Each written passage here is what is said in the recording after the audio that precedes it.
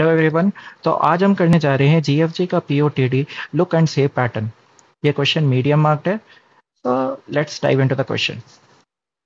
तो इस क्वेश्चन को समझने से पहले हम चलो एग्जांपल देखते हैं। तो इस एग्जांपल में क्या है, हमारा इनपुट अगर n इज इक्वल्स टू 5 है तो उसका आउटपुट क्या होगा, 1 1 1 2 2 1। उसी तरह अगर हमारा input n is equals to 3 है तो हमारा जो आउटपुट होगा वो 2 1 होगा। ओके, तो ये कैसे आया? तो एक लुक एंड सेव पैटर्न होता है। लाइक अगर तुम्हारा 1 है तो ये 1 होगा, अगर हमारा n इज इक्वल्स टू 2 है तो 1 1 होगा, n इज इक्वल्स टू 3 है तो 2 1 होगा, n इज इक्वल्स टू 4 है तो 1 2 1 1 होगा, n इज इक्वल्स टू 5 है तो 1 1 1 2 2 1 होगा। तो ये पैटर्न आखिर आया कैसे? चलो इस पैटर्न को समझते हैं कि ये पैटर्न कैसे आया। ओके, सो पहले हमने देखा कि अगर n इज इक्वल्स टू 1 है तो हमारा आउटपुट 1 होगा, राइट। तो अगर n इज इक्वल्स टू 2 है तो वो क्या करेगा, अपने प्रीवियस स्टेज को देखेगा। ओके, तो प्रीवियस स्टेज को देखने का मतलब कि इस 1 को वो देखेगा। तो यहाँ पे हम लोग काउंट करेंगे कि ये कितनी बार 1 लिखा है। तो यहाँ पे एक बार 1 लिखा है। ओके, तो 1 times 1 written, that is 1 1 1 and 1। Okay, similarly अगर हमारा n इज इक्वल्स टू 3 पूछा तो n इज इक्वल्स टू 3 क्या करेगा, वो n इज इक्वल्स टू 2 को कॉल करेगा। ओके, तो वो क्या देखेगा, तो n इज इक्वल्स टू 2 पे हमारा क्या था, 1 1 था। तो यहाँ पे कितनी बार 1 लिखा था, तो 2 बार ही 1 लिखा था, है ना। So 2 times 1 return, so 2 and here 1, so 2 1। Now n is equals to 4 के लिए देखते हैं। तो n इज इक्वल्स टू 4 के लिए देखें तो again n is equals to 4, n is equals to 3 को कॉल करेगा। तो यहाँ पे अगर हम लोग देखें तो n इज इक्वल्स टू 3 पे 2 1 लिखा है। तो 2 1 का मतलब 2 एक बार लिखा है और 1 एक बार लिखा है, यानी कि 1 times 2 return and 1 times 1 return. Okay, so यहाँ पे 1 ले लो इसका, यहाँ पे 2 ले लो इसका, यहाँ पे 1 ले लो एंड देन यहाँ पे 1 ले लो। तो ये क्या बना हमारा 1 2 1 1। इसी तरह आप गेस कर सकते हो n इज इक्वल्स टू 5 क्या होगा। Okay, so n is equals to 5 के लिए कितनी बार 1 लिखा है, so 1 times 1, 1 times 2, 2 times 1। Okay, so 1 1 1 2 2 1। Okay, and आप इसको कंबाइन कर दो तो हमारे को ये मिल जाएगा। ओके, तो अगर हमसे पूछा जाए कि n इज इक्वल्स टू 4 का आंसर क्या होगा, सो हम ये बोलेंगे 1 2 1 1। अगर हमसे पूछा जाए n इज इक्वल्स टू 3 का आंसर क्या होगा, तो हम बोलेंगे 2 1। ओके गाइस, तो आखिर ये आया कैसे? मतलब अगर हम लोग जब भी आगे सोच रहे थे तो हमने ये देखा कि हम लोग बार बार प्रीवियस स्टेज को देख रहे थे कि वो क्या है ना। तो ये कहीं ना कहीं हमें रिकर्शन को हिंट कर रहा है। ऑल्सो हमने देखा कि n इज इक्वल्स टू 1 के लिए हमारा जो आउटपुट है वो 1 है, राइट। सो ये कहीं ना कहीं हमारा बेस केस बन सकता है। Okay, so n is equals to 1 हमारा एक बेस केस हो गया। ओके, नाउ अगर n इज इक्वल्स टू 2 निकालना है, so n is equals to 2 निकालने के लिए क्या करेंगे, देखो n इज इक्वल्स टू 2 क्या करेगा, वो n इज इक्वल्स टू 1 को कॉल करेगा, राइट। सो 2 यानी कि अपने प्रीवियस स्टेज n माइनस 1 को कॉल करेगा। सो n माइनस 1 स्टेज इसका कौन है, 1 है। सो और 1 हमें हमारा बेस केस है, दैट इज 1। तो ये 1 रिटर्न कर देगा for this n is equals to 2। अब ये जो हमारा 1 आया, इस 1 पे हम कुछ प्रोसेसिंग करेंगे, जिस प्रोसेसिंग के कारण हमारा आंसर 1 1 रिटर्न होगा। ओके, तो ये प्रोसेसिंग क्या करेंगे ये हम आगे देखते हैं। ओके, और सिमिलरली चलो n इज इक्वल्स टू 3 के लिए देखते हैं। Okay, so n is equals to 3 के लिए अगर देखें तो ये क्या करेगा, अपने previous stage n is equals to 2 को कॉल करेगा। उसी तरह n इज इक्वल्स टू 2 क्या करेगा, अपने previous stage n is equals to 1 को कॉल करेगा। Now n is equals to 1 हमारा बेस केस था और ये क्या रिटर्न करता था, 1। तो इस 1 पे हमने कुछ प्रोसेसिंग किया और वो हमें 1 1 दिया। ओके, इसी तरह इस n इज इक्वल्स टू 2 ने क्या करेगा, इसको रिटर्न करेगा 1 1। ओके, सो इसके पास अब 1 1 आ गया, तो इसके ऊपर हम कुछ प्रोसेसिंग करेंगे, वो हमारे को फिर 2 1 दे देगा। तो यही हमारा फाइनल आंसर होगा। सो n इज इक्वल्स टू 3 हमारा, देख सकते हो 2 1 हमारा फाइनल आंसर था। और ये कहाँ से डराइव हुआ था, तो ये अपने previous stage that is 1 1 and 2 कहाँ से डराइव हुआ था, अपने प्रीवियस स्टेज 1 से।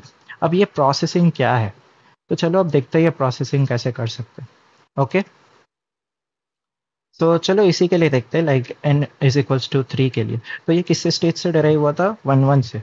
ओके, तो चलो ये 2 1 कैसे आया? तो 1 1 से आया था। तो 1 1 के ऊपर चलो हम प्रोसेसिंग करते हैं। तो जब प्रोसेसिंग करेंगे तो हम लोग आई को अपने जीरोथ इंडेक्स से स्टार्ट कर रहे हैं, और हम चेक करेंगे क्या आई और आई प्लस वन सेम है। यस, अगर आई और आई प्लस वन सेम है तो कुछ नहीं करो, आई को प्लस प्लस कर दो और इसका काउंट बढ़ा दो। तो अगर अभी यहाँ है तो हमारा सी एच हमारा 1 है, और काउंट हम बढ़ा के 1 रखे अभी। फिर ये जब आई आगे जाएगा तो काउंट बढ़ के 2 हो जाएगा, राइट? तो सिमिलरली आप यहाँ देख सकते हो कि आई जब हमारा आगे बढ़ा तो हम देख सकते हैं कि यहाँ पे अकाउंट हमारा बढ़ के 2 हो चुका है। नाउ अब हम लोग फिर से देखेंगे क्या आई और आई प्लस वन सेम है? तो नहीं, आई प्लस वन तो हमारा आउट ऑफ बाउंड हो गया, राइट? तो हम लोग अपना रिजल्ट फॉर्म करेंगे। तो रिजल्ट फॉर्म करने के समय हम लोग क्या करेंगे? देखो, यहाँ पे 2 था, तो ये 2 इंटीजर में था, तो इसको 2 को हम लोग कन्वर्ट कर देंगे स्ट्रिंग में, क्योंकि हमें स्ट्रिंग में रिटर्न करना आंसर। उसी तरह जो ये हमारा सी एच था, यानी ये कैरेक्टर था, तो इसको भी हम लोग स्ट्रिंग में कन्वर्ट कर देंगे। ओके, और लास्टली हम लोग देख ऐसे लिखेंगे count times character, right? Like this is 2 1। Okay, तो एक और एग्जांपल देखते हैं, चलो। तो अभी हम लोग देख रहे हैं n इज इक्वल्स टू 4 का प्रोसेसिंग कर रहे हैं। ओके, दैट इज 1 2 1 1 का प्रोसेसिंग कर रहे हैं। ओके, सो स्टार्ट करते हैं। अपने zeroth pointer, like zeroth index आई पॉइंटर को रखा है। सो आई और आई प्लस वन को देखो, क्या वो दोनों सेम है? तो नहीं, अभी ये दोनों सेम नहीं है। सो हम लोग क्या करेंगे? अपना रिजल्ट फॉर्म करेंगे। तो आई पे कौन सा कैरेक्टर है? सी एच, और उसका काउंट क्या है? 1। ठीक है, तो अपना रिजल्ट क्या बनेगा? 1 1। 1 1 कैसा है? तो काउंट और यहाँ का सी एच। ओके, 1 1।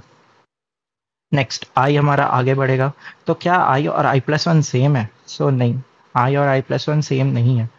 तो हमारा फिर से हम रिजल्ट फॉर्म करेंगे। तो अभी हमारा सी एच क्या हुआ? सी एच आई किस पे? आई 2 पे, तो सी एच हमारा 2 हुआ।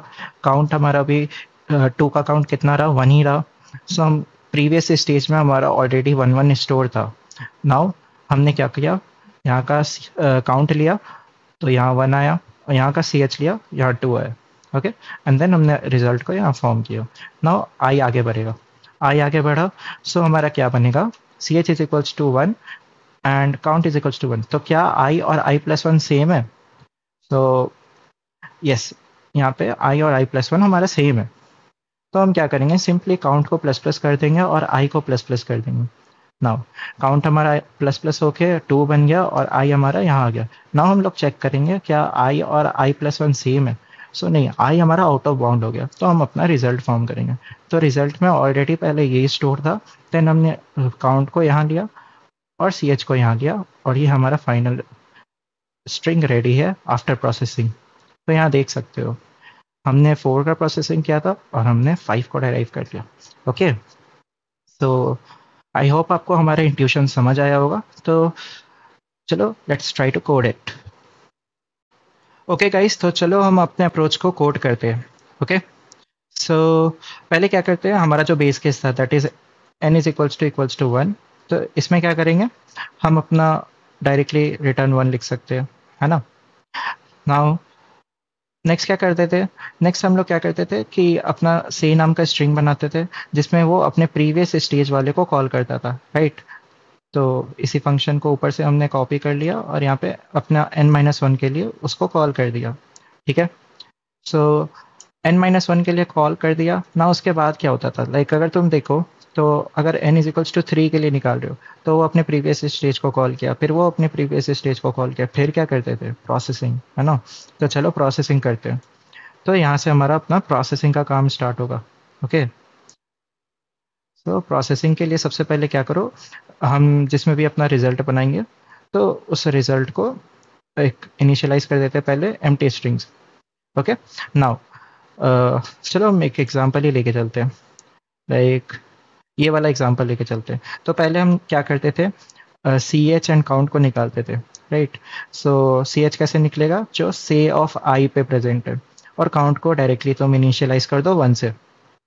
ठीक है, तो चलो फॉर लूप अपना स्टार्ट करते हैं। For int I equal to 0, I less than S dot length, then I plus plus. Okay, now तो सी एच अगर निकालना है तो char C H is equals to S of I.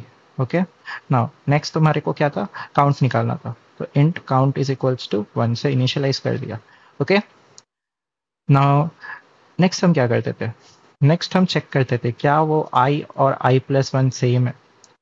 Like ये check करते जाते थे. अगर सेम होता तो क्या करते थे, सी एच तो हमारा सेम ही रहेगा बट काउंट बढ़ते जाएगा. यानी अगर आई मतलब यानी कि कह सकते हो से ऑफ आई और से ऑफ आई प्लस वन अगर ये दोनों सेम है तो काउंट बढ़ाते जाओ और आई को बढ़ाते जाओ, है ना. तो चलो वही यहाँ पे लिख देते हैं. तो वाइल से ऑफ आई अगर वो equal to S of I plus one होता है तो क्या करो, काउंट बढ़ाते जाओ और आई बढ़ाते जाओ. ठीक है, नाउ तुम यहाँ पे क्या कर रहे हो, आई को बढ़ा रहे हो तो पहली बात ये लिमिट में रहना चाहिए, लाइक रेंज में होना चाहिए.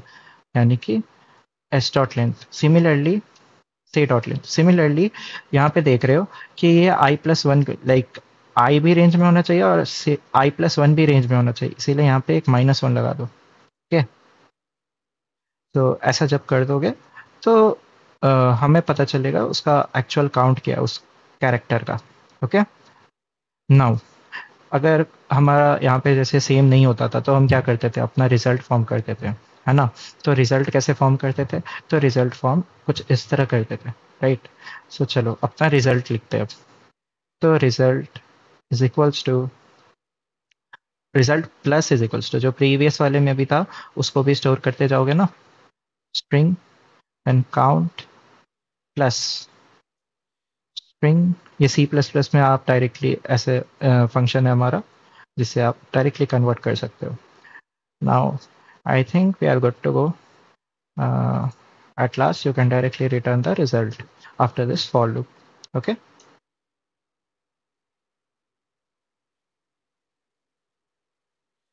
so let's try to run it.